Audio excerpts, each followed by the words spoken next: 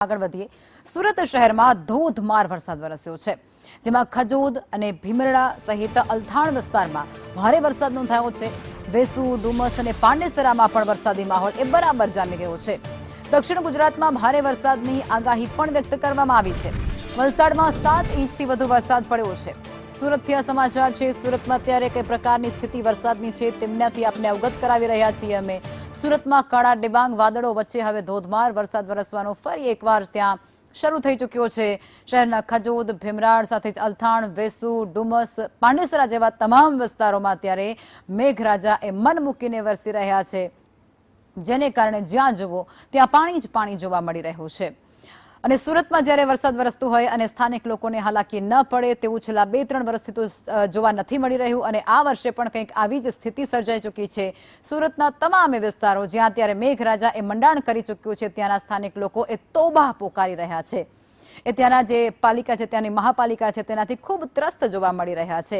આક્રોશમાં અને રોષ વ્યક્ત કરતા પણ તે લોકો જોવા મળે છે। ધોધમાર વરસાદને કારણે શહેરના અનેકો વિસ્તારમાં પાણી ભરાવાની સમસ્યા સર્જાઈ છે। ખાસ કરીને સુરત શહેરના ઉધના નવસારી રોડ ઉપર જે છે પાણી ભરાવાની સમસ્યા સર્જાઈ છે। એ ખાસ કરીને જેમાં જે ઉધના બસ ડેપોથી લઈને દક્ષેશ્વર મંદિર સુધીનો રોડનો એક સાઈડનો જે ભાગ છે તે આખો ને આખો પાણીમાં ગરકાવ થયેલો જોવા મળી રહ્યો છે।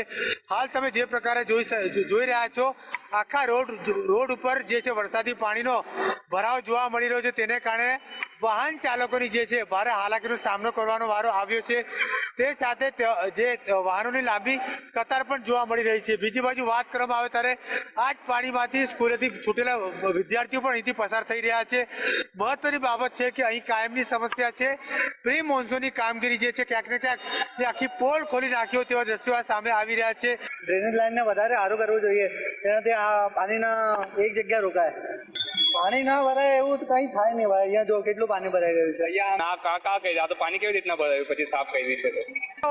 તો 3-4 કલાક થઈ ગયા અહીંયા પાણી ભરાતા। અમે અહીંયા જ ઊભા છે ક્યારના। સામાન લેવા આવેલા। સામાન લેવા માટે તો કેટલા વર્ષની સમસ્યા છે? આ તો 4-5 વર્ષની સમસ્યા છે એવી। કેમેરામેન ભૂષણ ચૌધરી સાથે જયેન્દ્ર પાંડે, સંદેશ ન્યૂઝ, સુરત।